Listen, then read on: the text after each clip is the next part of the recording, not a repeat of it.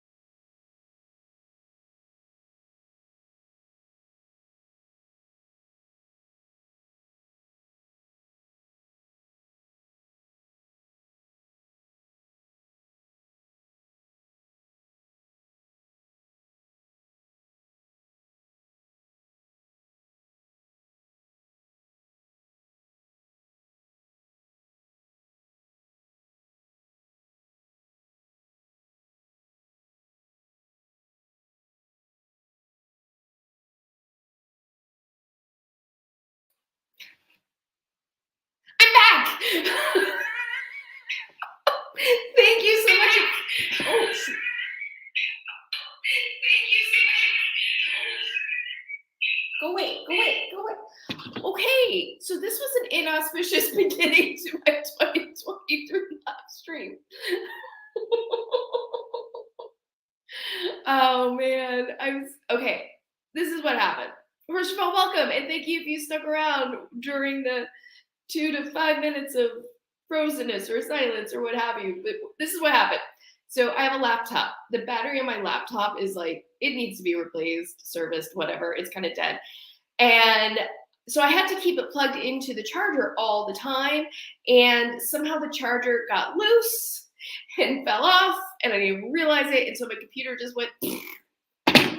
gave up on life. But we are back. Welcome. I need to collect myself. I'm gonna have like a little bit of coffee for a second. For those of you who've been long time followers of me who've like tuned into my live streams, I have a new Katigo mug. I'm very excited about it. I'm very excited.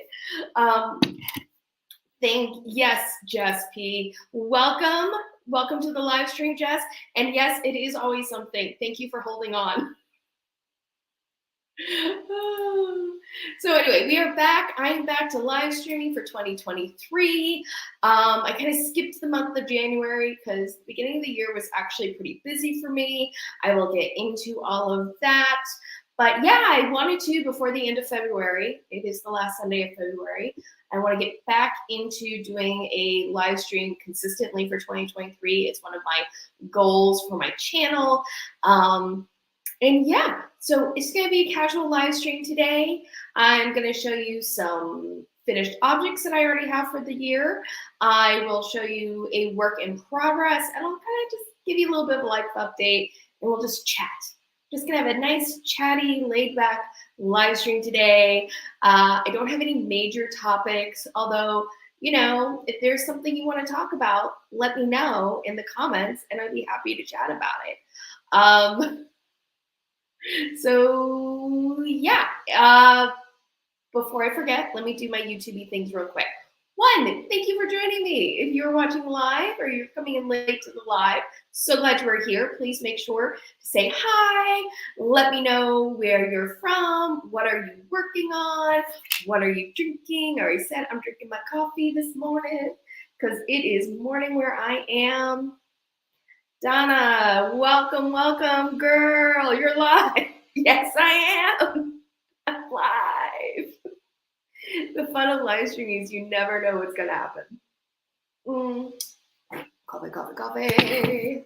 If you're watching on replay crew, I love you. I'm totally stealing that from Emily D. Baker. If you don't know who she is, she's a lawyer who live streams like about law stuff, and I really enjoy her. But anyway, but if you're watching on replay, thank you so much, and feel free to comment and be part of the conversation because I do read comments after the live stream and will comment back to you. So don't feel like you can't be part of the conversation just because you're watching this later.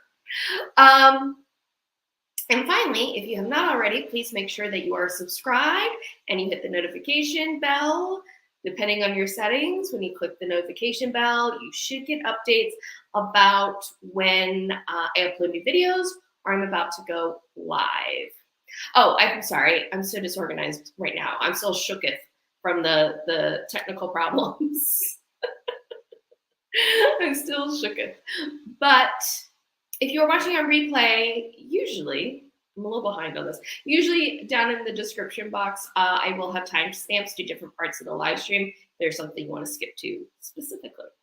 Of course, can't do that while I'm live because it's all happening now. So yeah, that's my opening spiel. Oh, and also down in the description box, will find all of my affiliate links if you are interested in helping support my channel in different ways than just a follow, although a follow is the best free way to help support my channel. But you can use one of my affiliate links to shop. If you purchase something, then I might earn a small commission, which really does help support my channel. You can also always leave me a super chat or a super thanks, buy me a coffee, all the things. I have all the things. They're down in the description box. But let's get into some fun. All right. Billings, Montana. Nice. How's your weather in Billings, Jess? I know my weather in LA has been crazy. Oh my gosh. Guys, we've had a blizzard in Southern California. Now, I'm not so high up in the mountains that I got snow, but we were definitely getting hail. It has rained where I live. We've had like 2 straight days of rain.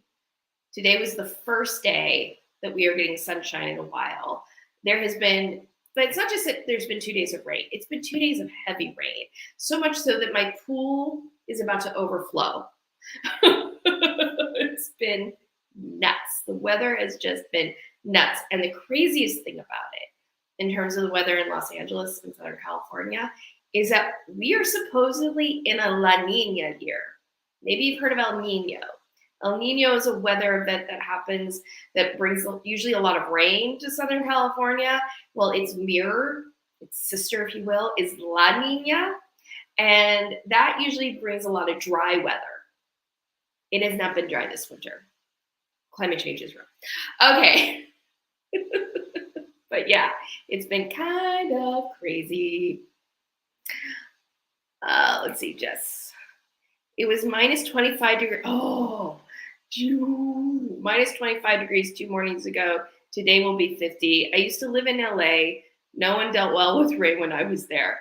Yeah, no, we don't love weather events generally. I feel like I'm a little bright. I'm gonna turn the brightness down a little bit. There we go. That's better. Yeah, I wouldn't know though. I have not been driving. We've had flash flood warnings. I'm just like, I'm gonna stay safe in the cave. That's been my attitude. That is my attitude. Okay, so let me see. Do I have my banners? Let's start with some finished objects. Yes, let's look at some fobs. And I actually kind of excited. I have two. It is February. We are 2 months into 2023, and I have 2 finished objects. I've been really freaking productive so far this year in terms of knitting. You know, if you didn't see, I had a video about I think it was part of my Livestream streams where I kind of laid out my goals for 2023, kind of my knitting plans. And I've never done this before, but I think doing that, kind of planning out, these are the patterns that are going to work, these are the yarns that I'm going to do, and kind of do a bit of a stash down, I think that's actually helping me be a little bit more productive. And not that I think of knitting as something where I have to be super productive, but it's kind of like I'm not spending a lot of time going, oh, what am I going to work on next? I don't know. Instead, it's like, I know exactly what I'm going to work on next. And I'm finishing this up. I'm going to start swatching and getting that one ready. And I'm really enjoying it. My daughter's home. You might be hearing her outside my door. But yeah, I think the proof so far is in the pudding because I have 2 finished objects to show. So first I'm going to show you this. You might have already seen at least the unblocked, unwashed version of it. If you've seen my latest video, I did a video on using bright colors. It was part of it's part of a collaboration. It's going to be kind of going on throughout the year. There's a group of us fiber artists on YouTube who are doing videos this year inspired by the Pantone color of the year, Viva Magenta. I won't sing. I'm not going to sing. If you want to see me sing Viva Magenta, check out that video. But I did a video on using bright colors in colorwork, specifically stranded colorwork. So I knitted up this project as an example, and I have it all washed and blocked now. And here it is. This is the S'mores Cowl by Bullock Ozcan Design. And I've had this pattern in my queue for quite a while. And when I decided to be part of this collaboration, I will leave a link to the playlist down in the description box after the live stream if you want to check that out. But I thought this would be a really good project to use magenta in. The yarn is Knit Picks Squish. Full disclosure, I am a Knit Picks affiliate. And I've got to say, first of all, okay, let's just bask in the colors right now. I freaking love this colorways. If I do say so myself, I think I did a fabulous job picking out colors. And if you want to know my thought process on how I picked up these colors, check out that video. I talk all about it. But I think it turned out beautifully. I did kind of go on a bit of my own adventure. I deviated from the color chart a little bit in places. Like I brought the magenta down into this area right here with this little like miniature checkerboard right down there. And that wasn't part of the pattern. The other thing I did was in the pattern, I brought the background color up higher in this first section. And that's not like the pattern either. So I kind of brought some of my own pizzazz to the project, if you will, because of the way I wanted to incorporate all this magenta. I love it. The pattern, if you are interested in dipping your toes into stranded color work, or you just like doing stranded color work, but would like to have a nice laid back project, this is a really good one to look at. Again, it's S'mores Cowl by Carrie Bullock Ozcan Design. After the live stream, I will get all the links into the description. But yeah, I really, really enjoyed it. Oh, let me show you the, I always love with cowls, looking at the backside as well. Look at that. Oh, I just think the floats look so pretty. They just look so, so pretty. Oh, the nice thing too with this design is that there aren't a lot of, I don't know if there's, I'm trying to think. There might be only like 1 or 2 spots. The color work design, it's all the same. Each section is the same pattern, right?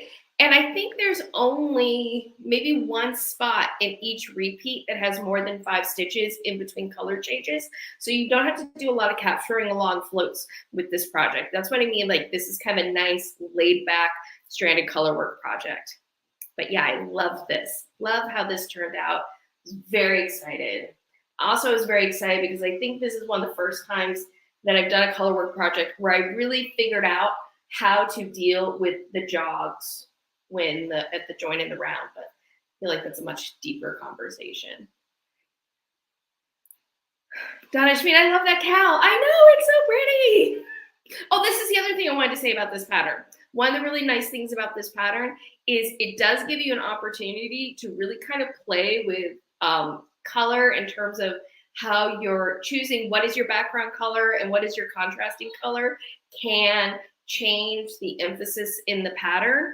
Because one thing with Fair Isle in particular is that there's always the motif, but there's always sort of the negative space motif as well. You can't really see it here, but you have the X's, right? You have these X's. But in between these X's is also a diamond motif. You just don't see it because it blends into the background. But depending on the color choices that you make, the diamond motif can pop out and the X's can fall to the background. So this cowl, you could do a lot of things with color to kind of play around and see how your color choices in terms of background and foreground really can affect the motifs sticking out. So it's a really fun pattern. I would make it again. I would totally make this pattern again. It was fast workup too. Like I finished the cowl. It didn't take me that long. No more than a week. Just P. Finishing Norwegian for baby sweater. Finished 2 crochet. Wow. So this is what Just P has been working on. Norwegian for finishing 2 crochet projects. Beba blanket sitting mosaic cuddles. Oh, I love mosaic. I like the S'mores cowl. Would like to make it. It is a fun pattern. I'm a fan. I would make it again. Cozy, not city. Oh, got you. We'll back up the comment. It is the Bubba Blanket Cozy Mosaic Cuddles. Or no. Yes, got it. Oh, let's see. Hi from Bristol, UK. Hello, Jen B. Miggs. Thank you for joining us from the UK. I love the UK. When I was in college, I studied in London for a semester. It was actually the day after I arrived in London, Princess Diana passed away. So I have very fond memories of the UK, and I've been back a couple of times since then. I want to go back to the UK though in the spring or summer because I always end up going there in the fall and winter. There's reasons why that happens. The floats look great. Thank you. Yes. One of my things always is with stranded color work is I'm always really excited when the floats just look really pretty too. And you almost feel like you could wear it inside out because the floats are really pretty. So Jen Beam, it's lovely. The thought you put into the color choices is really evident. Oh, thank you, Jen Beam. Yeah, you know, and I didn't bring it with me. I could go grab it really quickly, but I did a whole swatch to kind of figure it out. And again, I'm gonna plug my video again. My latest video, I show the swatch and I show the whole thought process I went through in terms of choosing color. I go over how I use the color wheel to make color choices. I go over strategies with using bright colors. And yeah, I really talk through my entire process to figure out how I was going to do the colors and everything for the cowl. Just be stupid name for the crochet pattern, but the finished project is awesome. Oh, well, Jess, if you are on any socials, please let us know in the comments so that we can check out a photo if you have a photo of it. If you're on socials and you want to share. If you are not on socials and you don't want to share, no pressure whatsoever. Everyone should feel to be as free and open on the internet as they want to be. I am now very open. I wasn't always this open, truth be told. I used to be, believe it or not, very like hesitant and reticent to be super public. Like all my social medias was always on private. I was like, I don't know what if I want to put that out there. And now it's like, look at me. I have evolved, so to speak. Okay.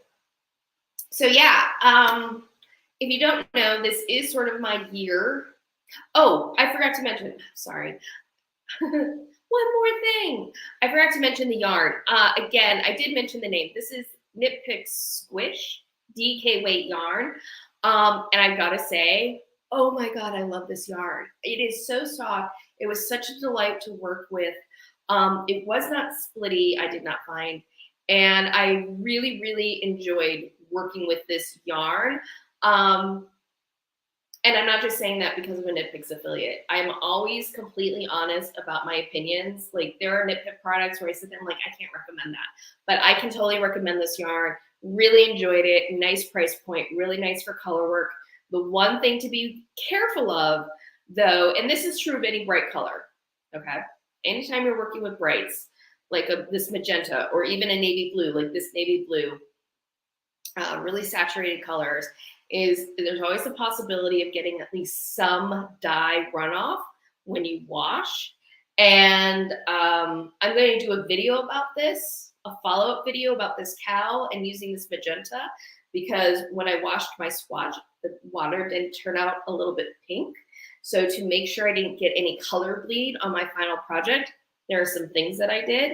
Again, I'm going to do a whole video about that, but make sure that you strand test whenever you're working with bright colors. But I did, just the magenta though. It was just the magenta. There was a little bit of runoff.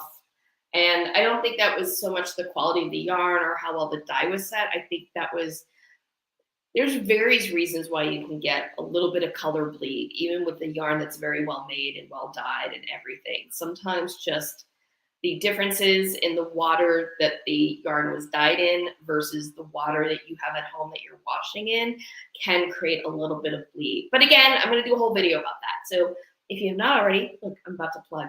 If you have not already, make sure you subscribe to my channel so you can keep an eye out for that future video.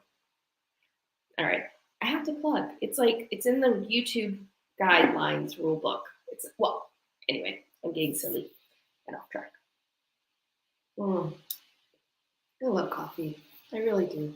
And I'm so lucky because my husband makes really good coffee. Like he has a whole system to it. He just makes really good coffee. And I benefit from it. I am a lucky gal.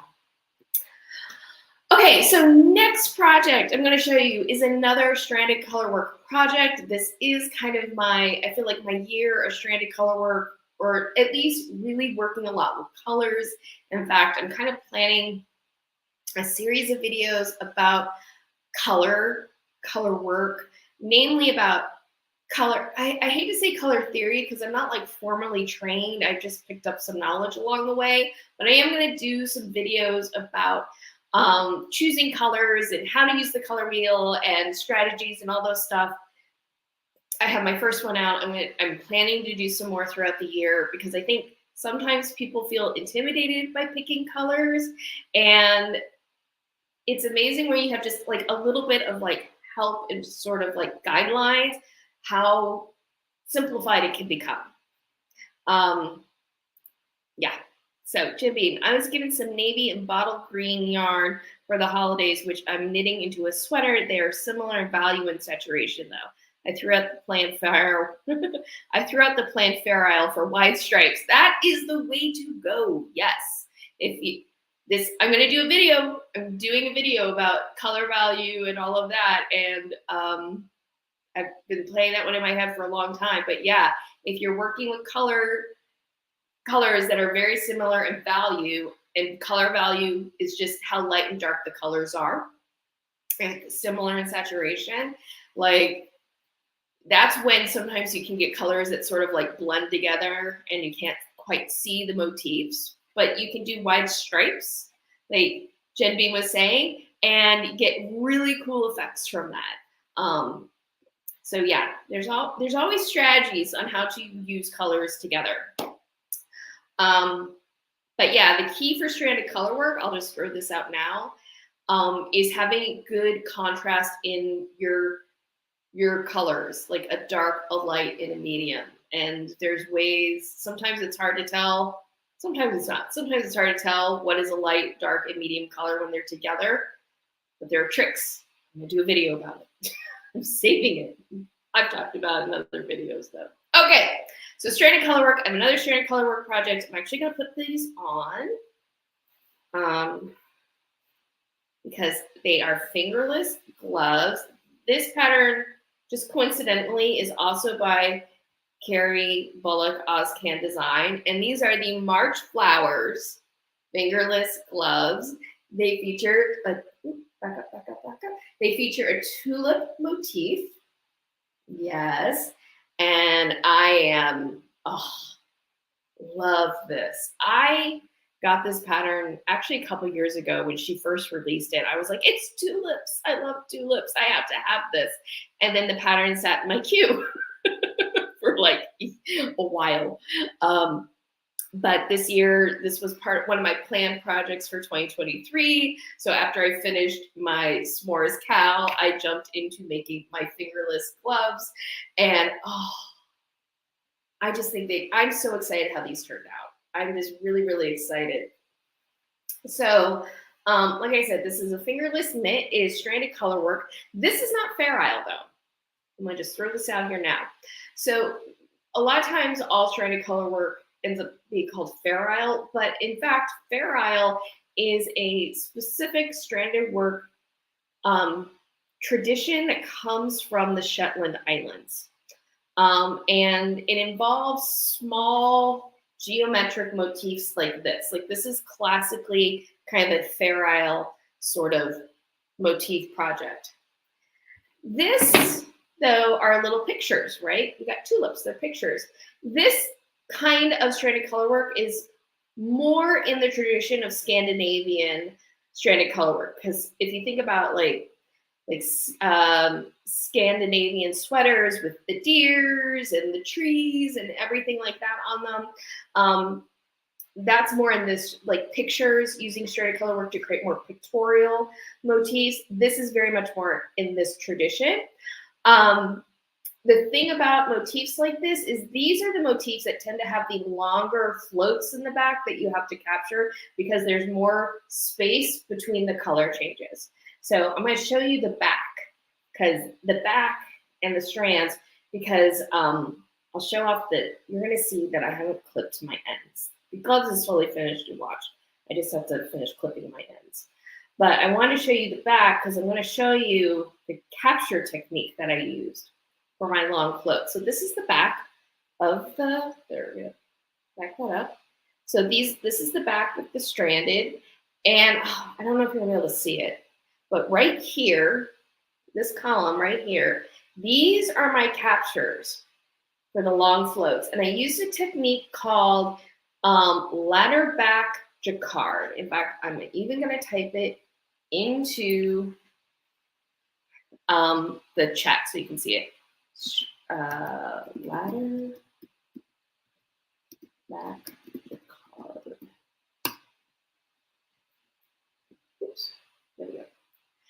Ladder back jacquard actually is adapted from machine knitting. In machine knitting, ladder back jacquard is used to capture the floats. And so this technique is adapted for hand knitting for this. And guys, I am in love with this method of capturing long floats, especially when you have long floats that are kind of stacked up against each other. Because one thing with capturing long floats, if you have a section of color work where, let me flip this to the other way. So right here, you can see between the flowers, you've got this large section of white, right? So all my floats, theoretically, would be captured around the same spot. But in the kind of the traditional ways that floats are captured, it's not ideal to capture floats on the back in the same column of stitches all the time because they start to show through.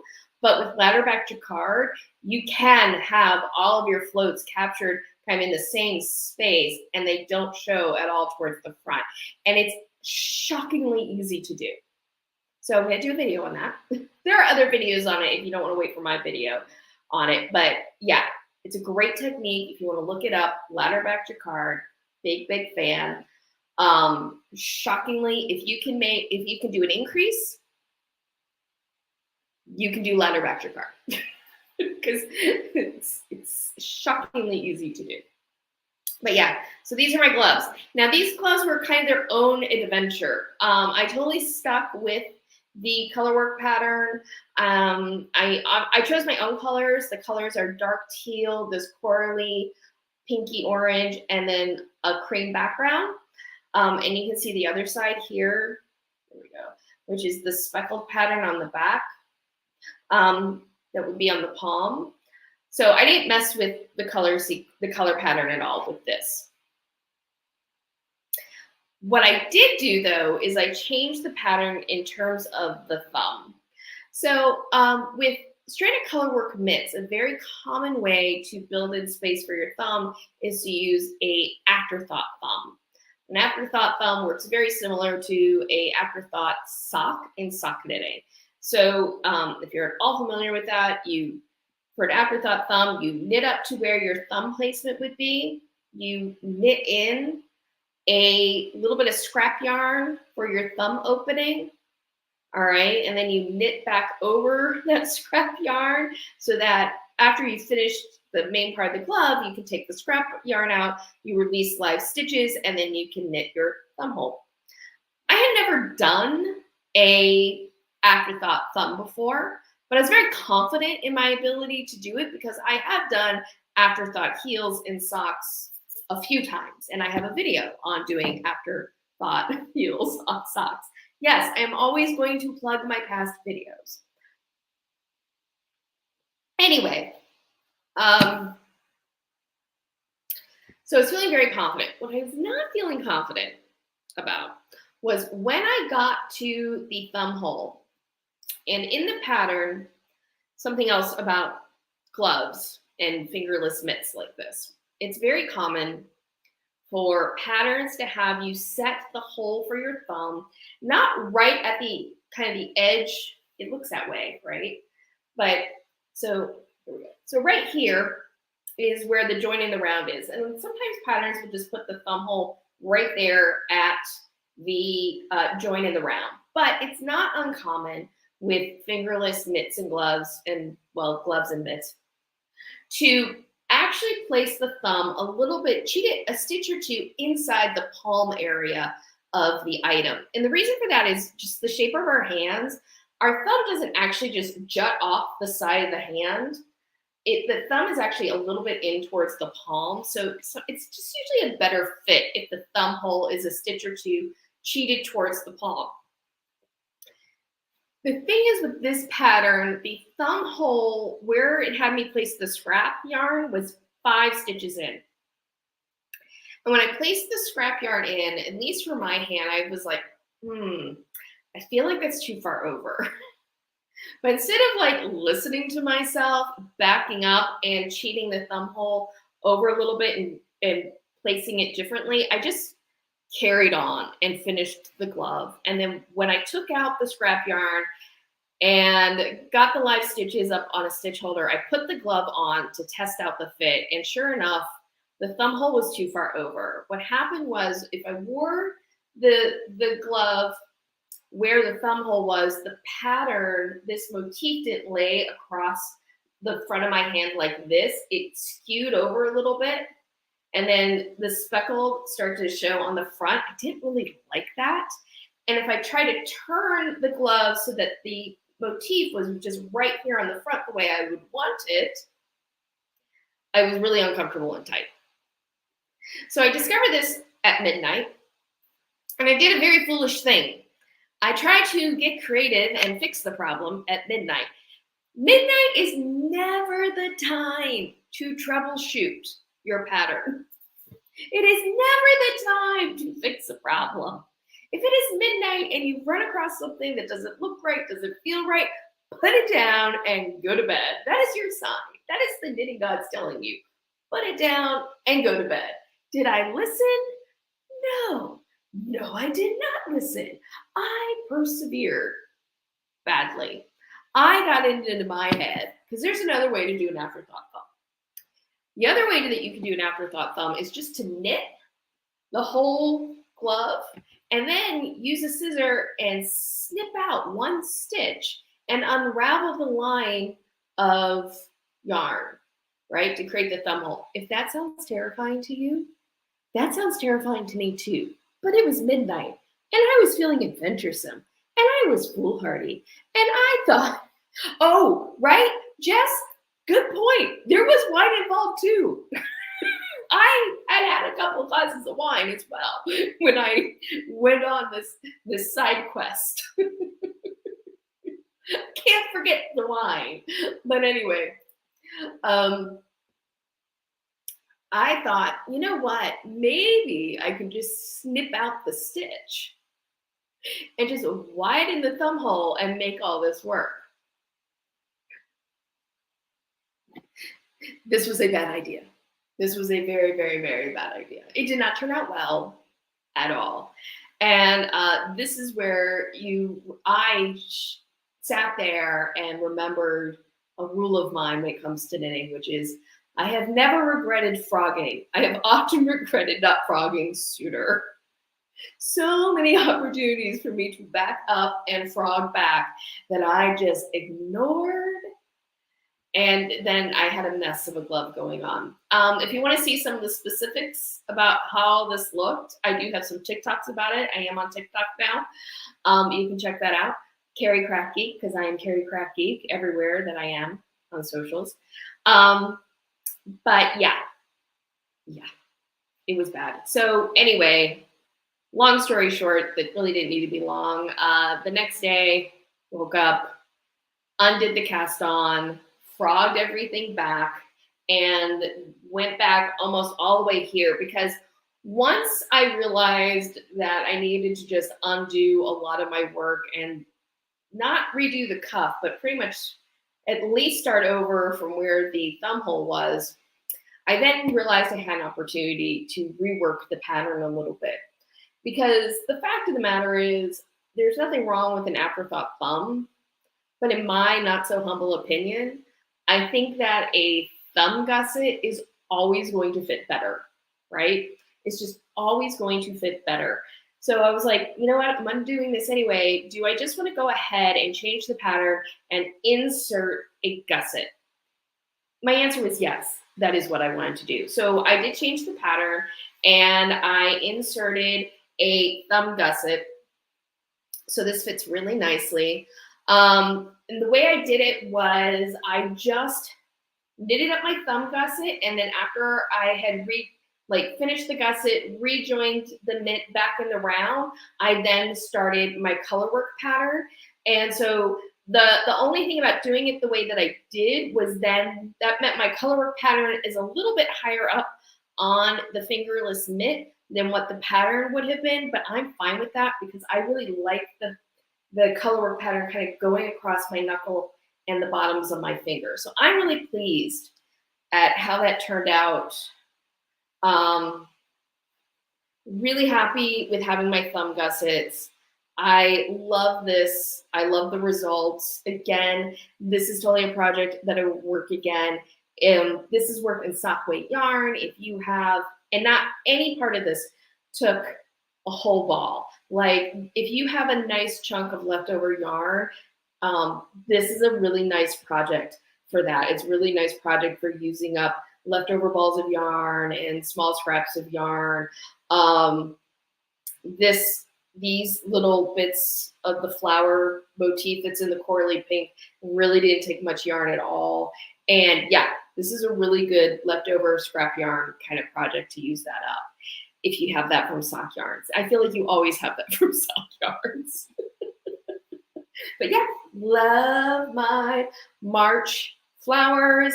Really glad I'm gonna have these while we're having these rainy days to help keep my wrists and hands warm, but my fingers free.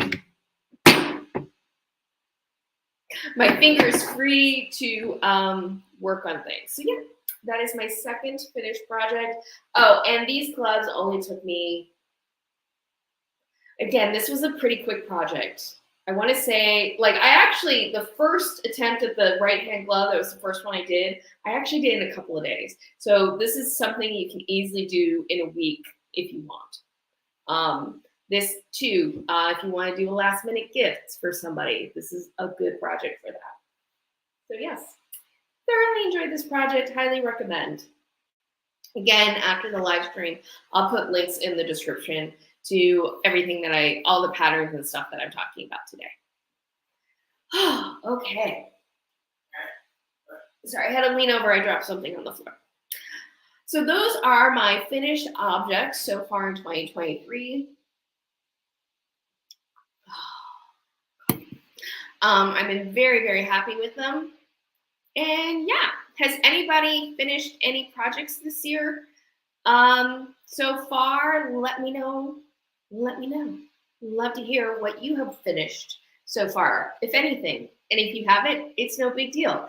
Remember, it is not a sign of being a good or better knitter if you finish more things. It just means that you have finished more things. That's all it means. That's all it means. This is, for most of us, a pastime. I don't like the word hobby. I'm not sure why. I haven't been able to put my finger on hobby, why that word doesn't appeal to me. There's something about it that makes it feel insignificant.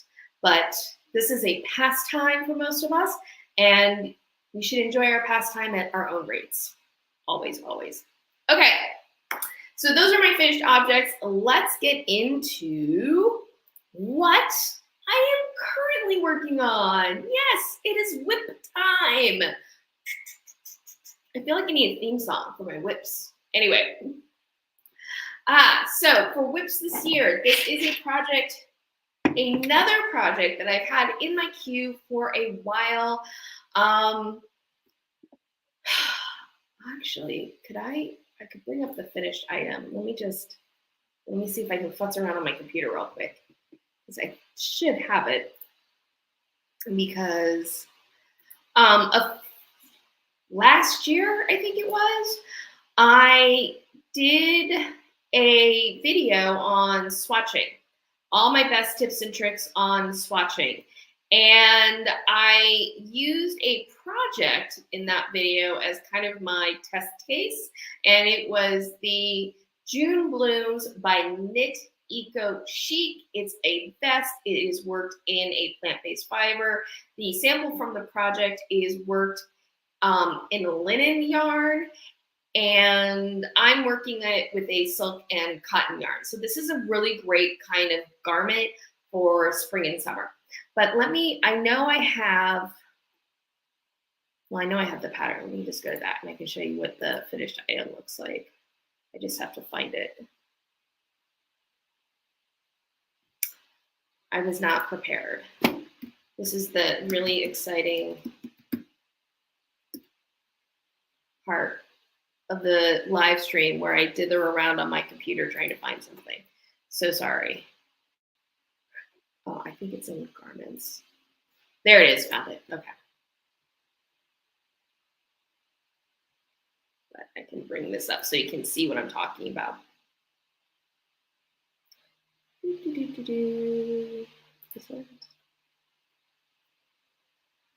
And screen.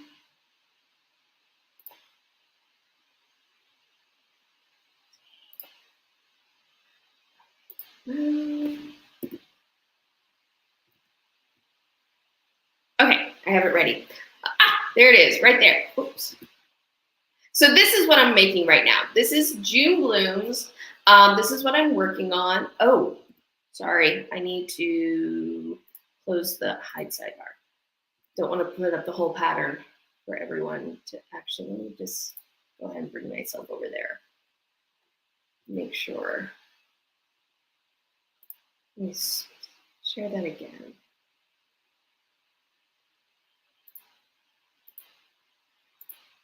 I don't want to put the whole pattern up. Stop screen. That would be bad. That would be disrespectful. I just want you to see the photo. There we go. Here we go. Allow. Okay. There we go. Now you can see it without the whole project being shown. So this is what I'm working on now, the June Bloom by Knit Eco Chic. And I love a cardigan. My whole aesthetic for years, even before the panini, has been like t-shirt, cardigan, scarf, shawl. And so this was right up my alley. When I saw this pattern, I was like, I want to make this. And this is the kind of garment I can make rather quickly. So that is what I'm working on now. And let's see, we have a comment. June B makes. I finished a single Arn and Carlos craft ball. I started a crochet sweater, the stripy one, and I'm in the middle of casting on a baby sweater for a colleague. Wow, you are on fire. Oh, excuse me. You are on fire at the beginning of this year. That is awesome. So this is where I'm at. I started this project actually a while ago. I'll get into the cast on in a second. But this is where I'm at.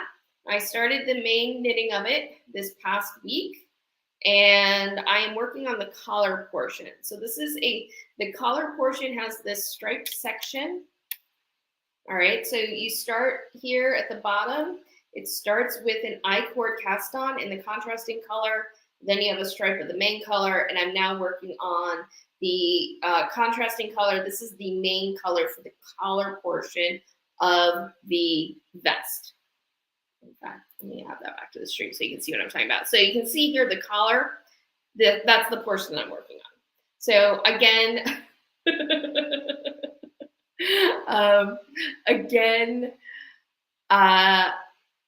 oh shoot, I lost my train of thought. Dark teal. Okay, so earlier in this year, when I was planning out my projects, I realized that I had a definite theme. I'm planning a lot of projects in dark teal. I realize dark teal is one of my favorite colors, and I just have a lot in my stash of dark teal, so I'm using a lot of it up. This yarn is a discontinued yarn, unfortunately. This yarn is Valley Yarn Prescott. Valley Yarn is WIPS, aka yarn.com's in-store brand. It's also sold on Lovecrafts now, because Lovecrafts bought WIPS, but this is their Prescott yarn. This is a discontinued yarn, but they have another yarn that's similar to it. It's not the exact same blend, but it's similar blend. But this is a cotton and silk blend. And it's been lovely, lovely to work with. I've been really enjoyed working with it. It's cotton and silk. It's super soft. And yeah, and it's all pretty much stockinette. Let's see. Marcus says, I love that. Where can I buy it? I'm sorry if you already told us. If you're not sure which project you're talking about, if it's June Bloom, the one I'm talking about right now, this is from Knit Eco Chic. She is on Ravelry. If you want to buy off of Ravelry, she also sells her patterns on her own website. Every pattern that I ever show on my channel, by the way, is available off Ravelry if you don't want to use Ravelry. I only feature patterns that can be found off Ravelry. And again, after the live stream is over, I will go through and I will put the links to all of these patterns that I'm showing in the description box. So if you want to purchase the pattern, you can. I'll be honest, I wasn't super organized this morning about my live stream. I was just kind of like throwing it all together. But yeah, anyway, so yes. But again, I will put in, let me put just at least in the comments, I'll put the name, so if you want to Google it, you can as well. June Bloom by Knit Eco Chic.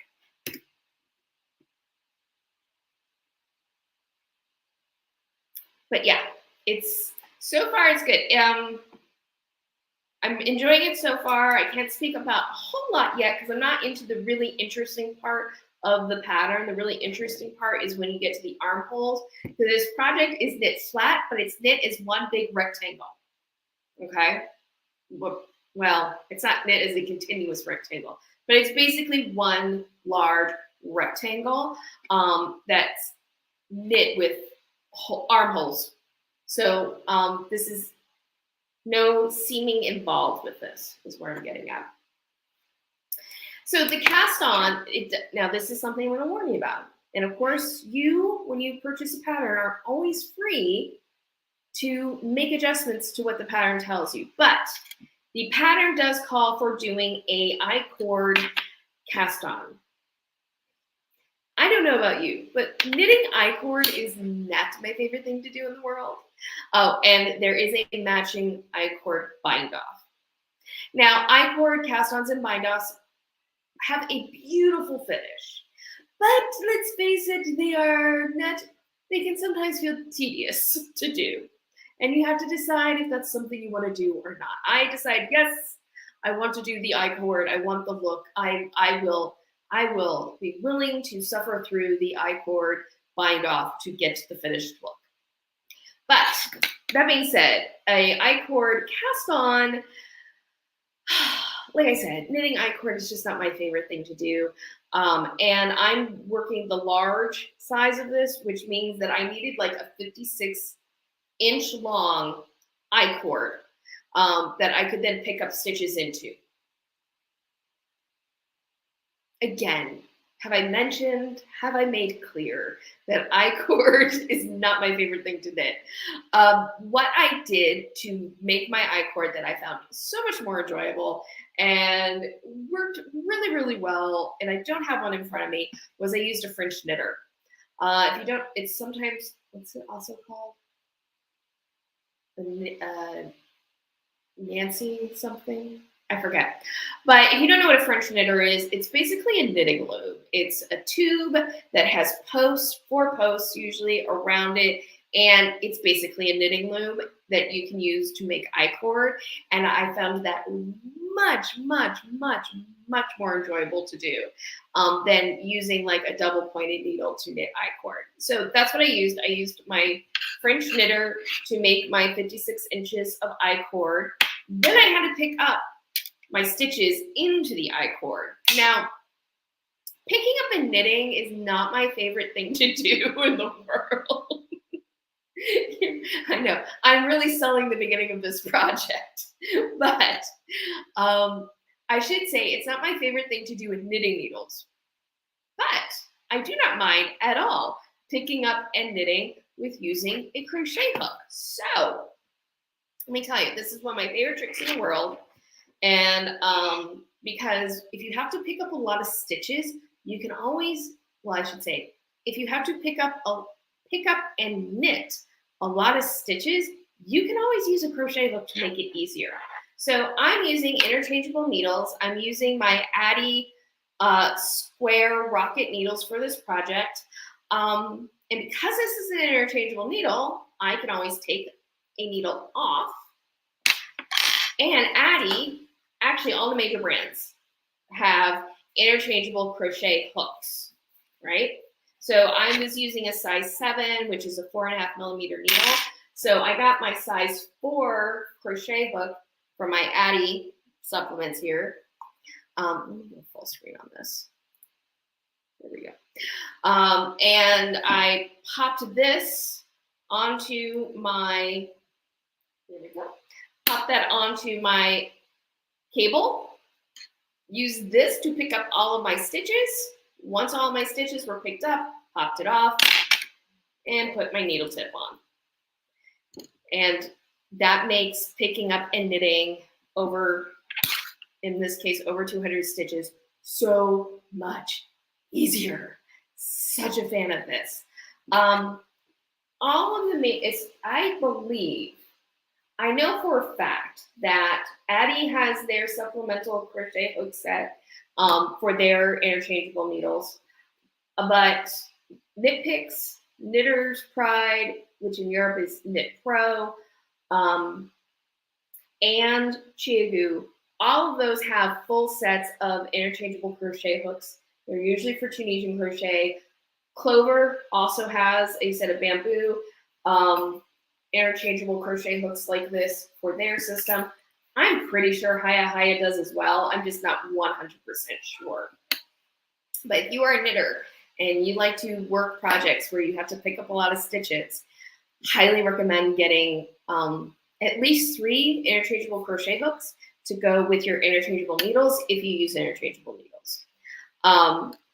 But yeah, get a crochet hook. That's good for lace weight, fingering weight yarn, light yarn. Get a crochet hook that's appropriately sized for medium weight yarns, so DK, worsted, etc. And then a crochet hook that's good for the heavier weight yarns, bulky and chunky. You have those 3 crochet hooks and you're set in terms of using this trick to make picking up and knitting much, much easier. The only thing about this trick you got to be aware of, the only thing, is that when I use my crochet hook to pick up and knit stitches, I end up wrapping the yarn clockwise around the crochet hook rather than counterclockwise like I would for knitting.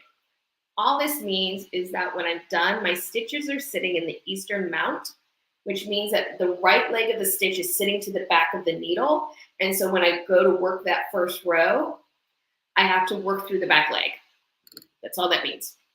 It's not a big deal. If you want to understand, I'm going to plug another video. This live stream is all about me plugging my past videos. If you want to understand more about stitch mount, Western versus Eastern style knitting, I have a video about that. Knitting secrets revealed, Eastern versus Western knitting. But yes. Okay.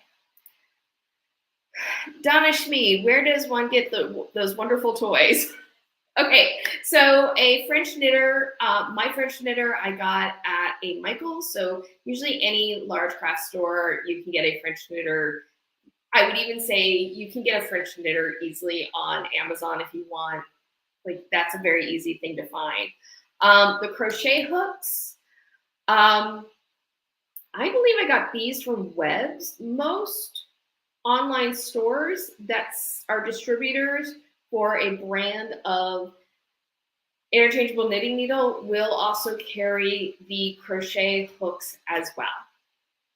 But yeah, I'm going to be honest, I usually buy my interchangeable needles and crochet hooks online because it's just easier to source them online than it is to like run around to LYS's hoping that they'll have these types of, they're a little bit niche, these sort of niche products. Something to keep in mind with Knitter's Pride and Knit Picks.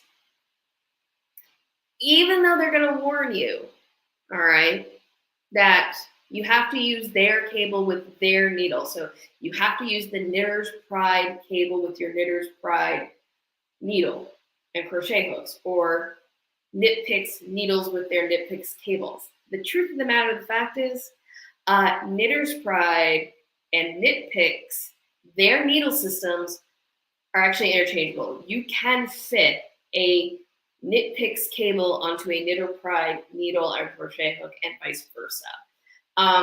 They're not the same company. People used to think that they were the same company, but they're not. It's just that it's not true anymore, I don't think. It's just that for a long time, their needles and cables were manufactured at the same factory, and they have the same factory form, I believe. But yeah, you can usually interchange them.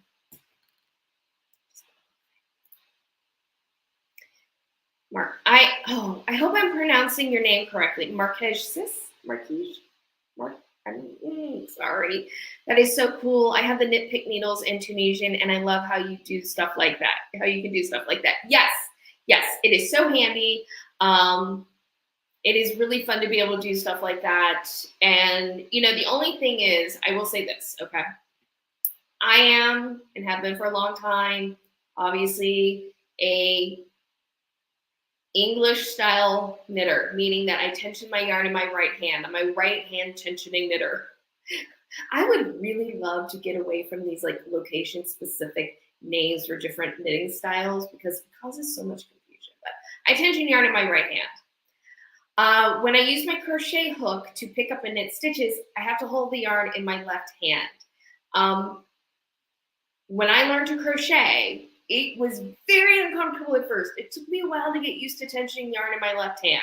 Now I don't think anything about it, but if you are a knitter who tensions yarn in your right hand, like I do, and you've never tensioned yarn in your left hand, you can feel a little bit awkward at first. Give yourself some time and patience and practice to get used to it because you will be developing new muscle memory.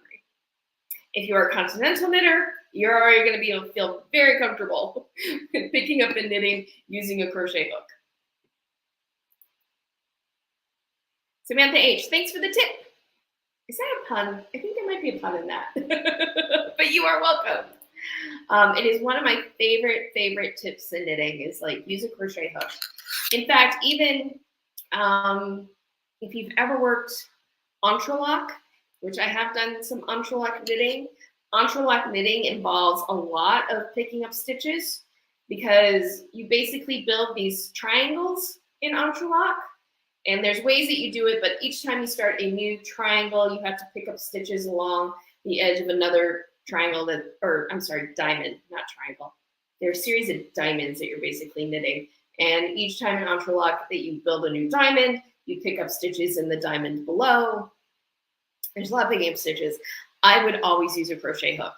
I didn't use an interchangeable one because it was such a small number of stitches. It wasn't worth changing needles in and out, but I would still grab just a regular crochet hook and use that to pick up my stitches and put them on a needle because it was just like,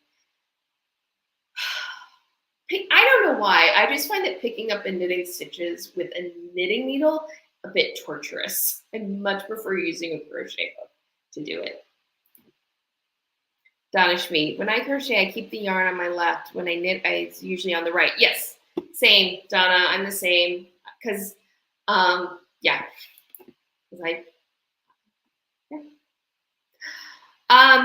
One thing I wanted to talk about real quick, though. Oh, I should take this banner down. I haven't really had this up for so long. One thing I want to talk really quick in relation to this project that I'm working on. I did a TikTok about this, but I thought I'd talk about it here as well because I know a lot of you who follow me on YouTube aren't on TikTok and vice versa. So sometimes I have a little bit of repetitive information between the two. But the yarn that I'm using is my least favorite put up of yarn. So this is the yarn that I'm using for this project. Again, it's a discontinued yarn, but it comes in this put up that I call the donut. It's a ball of yarn, but it's like kind of that donut shape. This is my least favorite put up of yarn. I really just like, it's like nothing ever good comes from me trying to knit right off of this put up, right? It might start off okay, but invariably what happens, and you find this put up a lot, by the way, with plant-based fiber yarns. But anyway, not always though. You find it with wools as well, superwash. But anyway, the outer part will start just coming loose and undone like that. I hate that. Things start getting tangly. But worse is as you start to get through to the middle, the end that's in the middle starts to pop out, and then it starts unraveling from the center. And so it's just things start getting tangly and a mess. So I like to, before I start working with this yarn, transfer my donut into a cake. And I was doing this yesterday. And, you know, I just have a ball winder and I put the yarn on the ball winder and I wind it up. The thing, though, about transforming a donut into a cake, or whenever you're kind of winding a skein of yarn into a cake with a ball winder, is it's not like this is going to be on a Swift, right? And managing. So the ball tends to bounce around a lot and can get all over the place. And I saw the neatest thing, and I did this yesterday when I was making this cake of yarn, and that is to use a colander to help keep the ball contained and tension while putting it on a ball winder. And it is like so great doing this. So here's the end of the yarn. It just goes into the colander, and then I put the yarn end through the slit, through the slit like this, right? And then as its ball is winding, it bounces around a little bit inside, but it just stays nice and contained, and the yarn stays nice in tension. Sometimes this starts to I have to move the ball a little bit just to get it the strand free, so it's just moving loosely through. But yeah, this is a great way to contain a ball of yarn when you are winding it into a cake with a ball winder. So that is another fun trick for today. That is what I should call this video. I should just call this Bob's Whips and Tricks, because that is what I'm sharing today, is like all my tricks.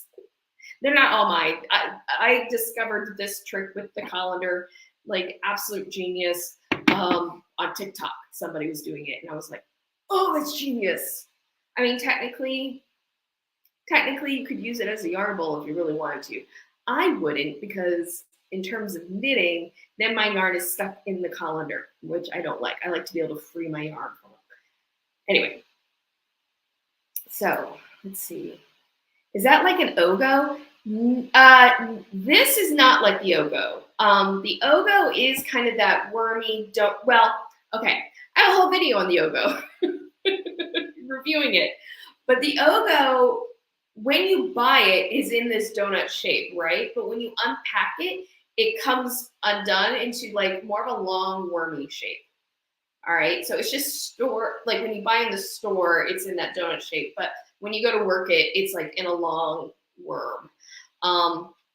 This though, and anyway, but yeah, this is it's a ball of yarn. It's more of a donut shape. And it's a looser put up.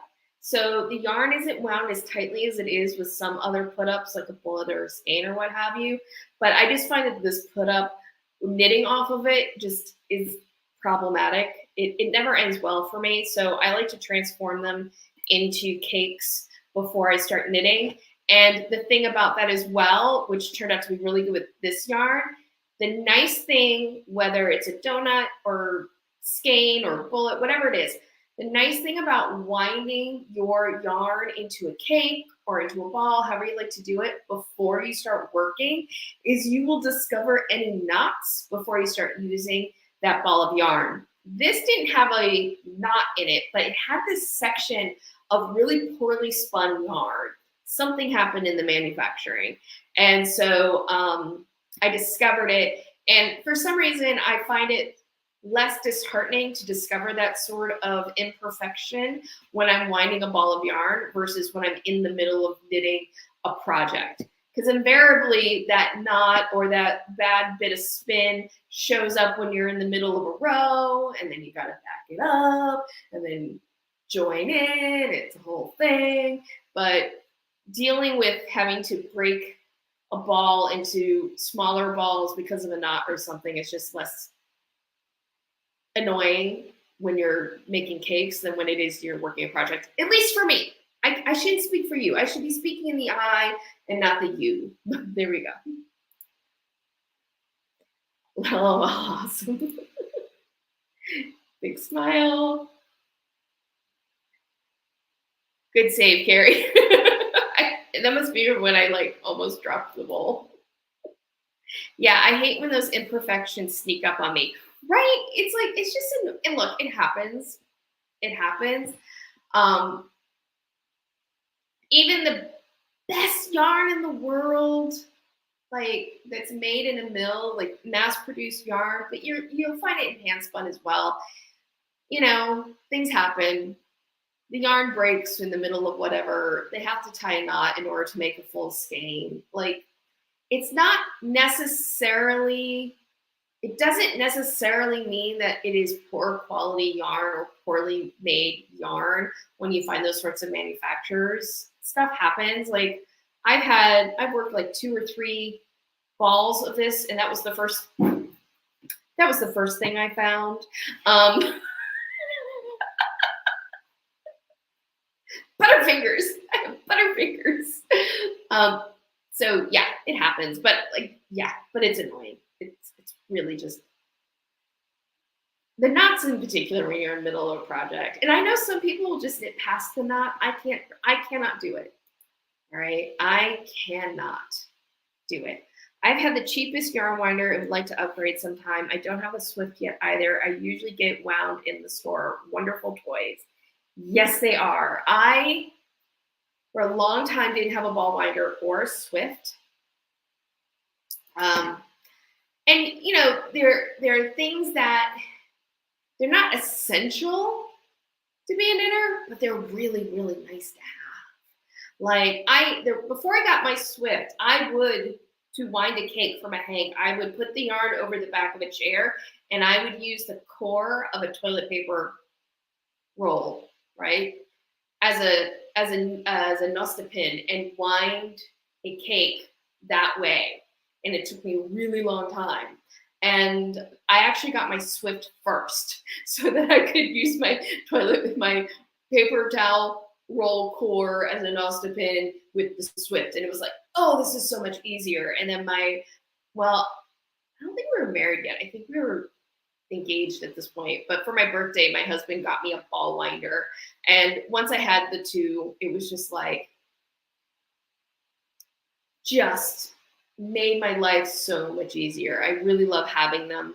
I actually want to get, I like my ball winder, but I actually want to get a better one. My ball winder is fine, but I'm eyeing some other ball winders. I feel like it might be time for me to upgrade my ball winder. But you can get ball winders, nice, good ball winders fairly inexpensively. If you want to get a Swift, however, I highly, highly recommend avoiding the plastic Swifts. Save to get a wooden Swift. I have had my Swift.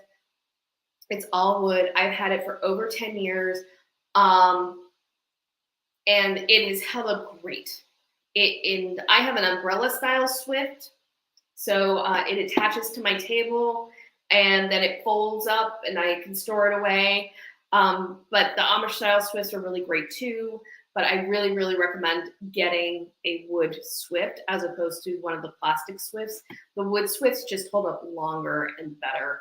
And yeah, I really recommend just saving your pennies or your pences for that.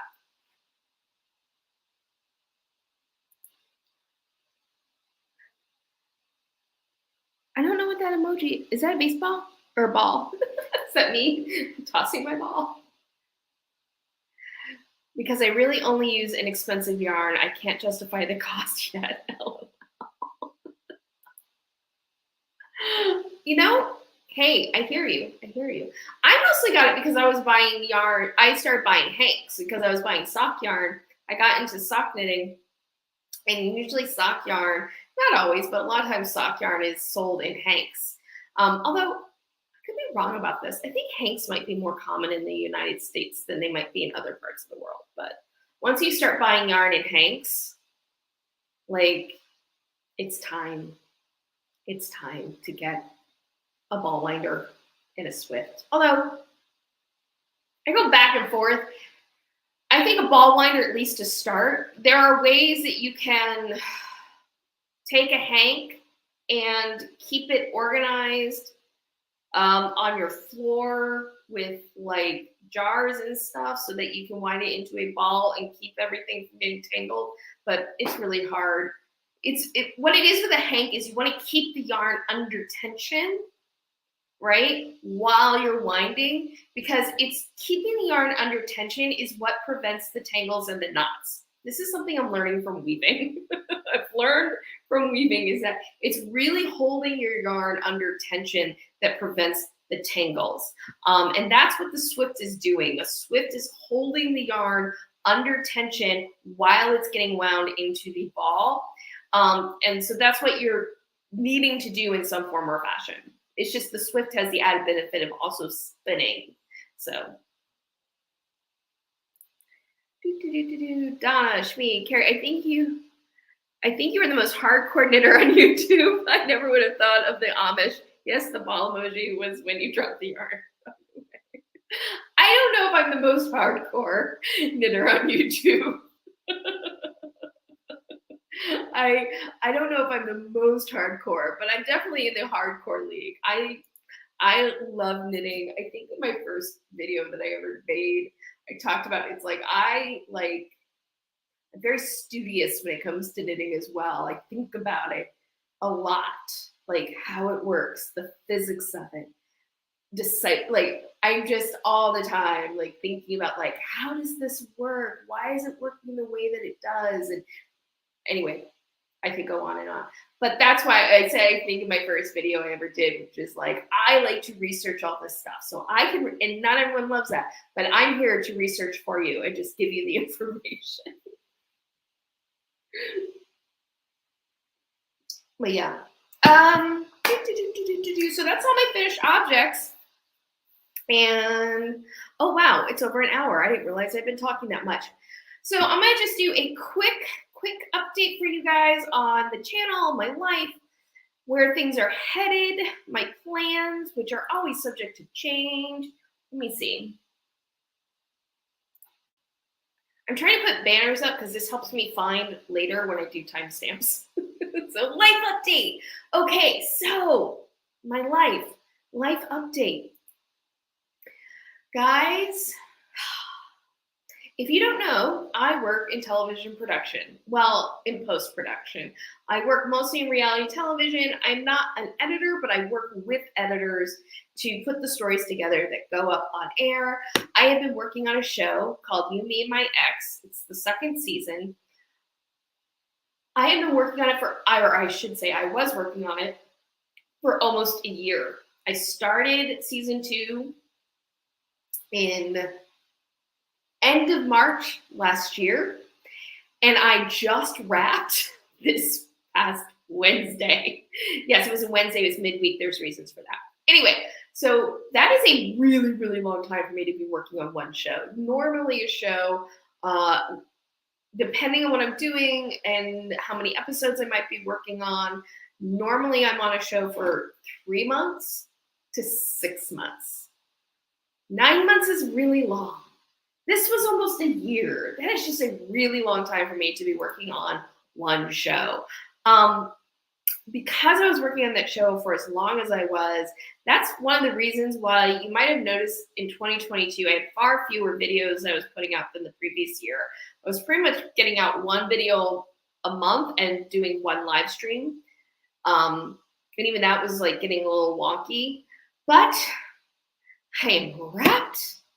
I am finished. I am on hiatus for a little while at least. And I'm really hoping that in 2023, I'm able to get back to doing like 2 to 3 uploaded videos a month and a live stream. Because I feel like there's a lot of things that I wanted to talk about and I wanted to do in 2022 with my YouTube channel that I just wasn't able to do because like paychecks. I had to have the paying gig. I would love for this channel to be able to be like supporting of my family and our life, but it's not, at least right now. And so I have to take paying gigs as well. But yes, I am wrapped. So I'm excited. This coming week, I already have actually one video that's shot that I just need to edit. That's probably gonna be my next video because I've already shot it. And that's gonna be about frogging safely. Yes, I'm gonna share my tips and tricks on how to frog back without like completely unraveling. So keep an eye out for that video. I also have a video coming up where I am going to talk about dealing with yarn that might be bleeding a little bit, why that happens, what you can do if you have some yarn that is, bleeding a little bit in the wash. So that's another video that I have planned. Also in 2023, I am wanting to start working on videos and sharing at least an introduction to how to do Tunisian crochet. I can crochet, but I just prefer Tunisian crochet. In fact, this shawlette that I'm wearing today, this is Tunisian crochet. If you don't know what Tunisian crochet is, the way I describe it is it's like crochet and knitting got together and they had a baby. And it's really fun. It's really fast. It's a good stash buster because Tunisian crochet usually takes actually more yarn, uses up more yarn in a project than either crochet or knitting. So it's kind of a good stash buster. And I'm just a big, big fan of it. And I feel like it is on the verge of explosion. And so I'm going to start doing some videos on Tunisian crochet.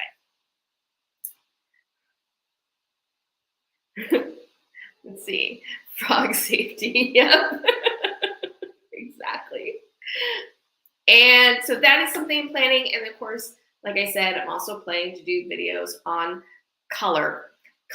more color theory and things of that nature, focusing on how to use the color wheel, strategies with using the color wheel, and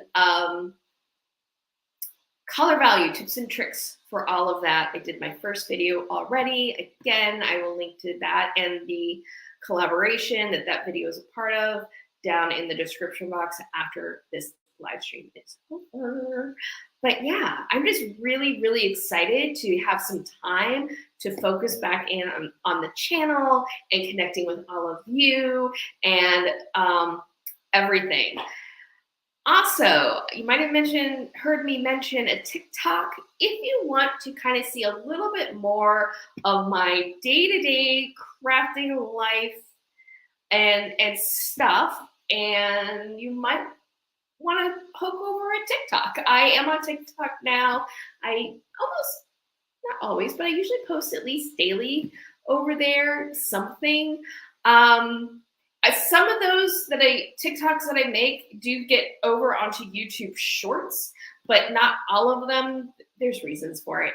But yeah, if you are interested in a little bit more of my day-to-day in, out, check out my TikTok. Again, it's at Carrie Craft Geek on TikTok. So yeah, let's see. I enjoyed Tunisian crochet. I look forward to seeing the video. Thank you, Jess P. Yeah, I really enjoyed Tunisian crochet. I learned it a few years ago. And I would say in the last year and a half, I really have kind of delved deeper into it. It's a little tricky with Tunisian crochet because there aren't as many designers for it, but there are some out there. So yeah, excuse me, not going to work, not going to do it. Okay, so that is my update. Basically, my update is I'm planning to hopefully be here more on YouTube in the coming months for 2023. I'm very excited. I woke up this morning and my channel, we reached 3,100 subs on YouTube. And I'm really, really hopeful that this year, all right, I'm a little nervous to put this out there, but I'm hopeful that this year on YouTube, I break the 5K mark. That's my wish. I don't want to say it's my goal, but that's my wish. That's my hope. That's my dream, is that 2023, I hit the 5K mark.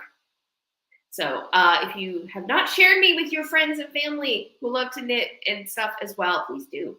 So we can all help grow this channel together, because it's been really fun. And I've got to say, this live stream has been super, super fun today.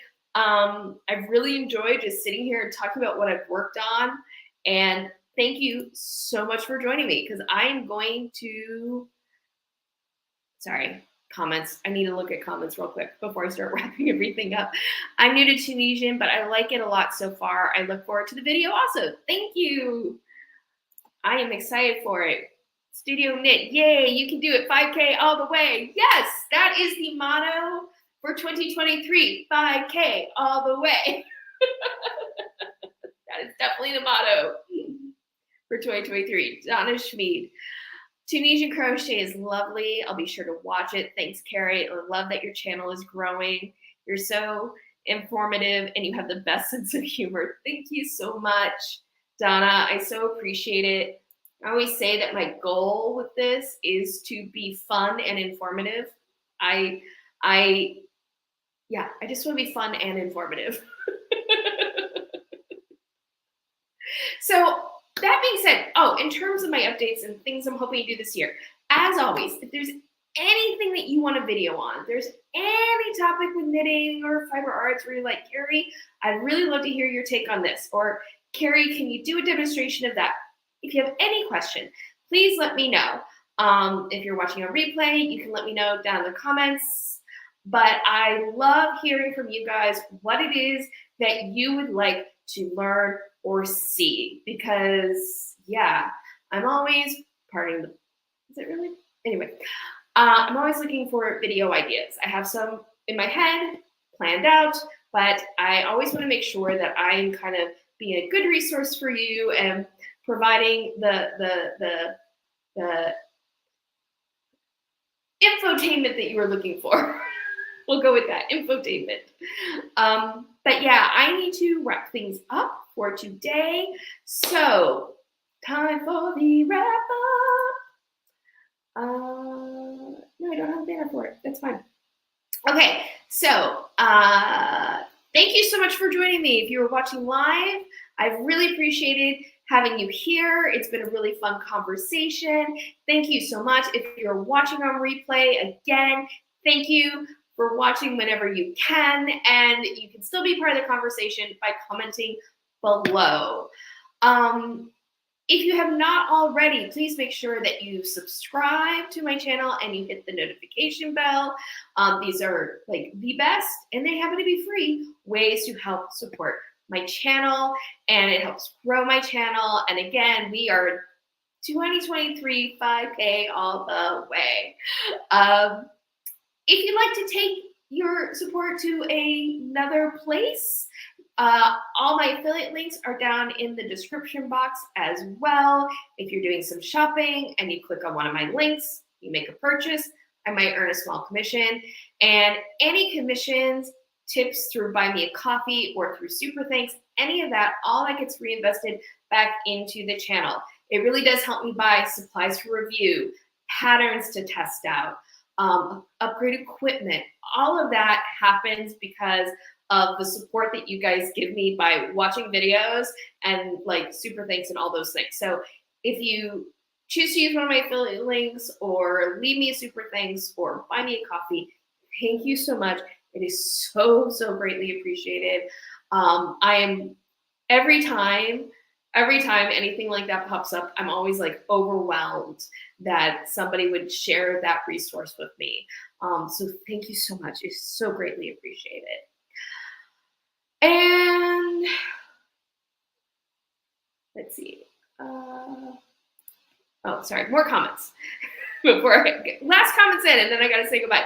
For reals, you're awesome. I love your content. You'll get to 5K in no time. I'm so happy to hear when we see more of you. That is the goal. Music. So yeah, that is it for me today. As always, I hope that you have a wonderful rest of your day. I hope you have a great week ahead. And as always, happy health and happy making. Bye.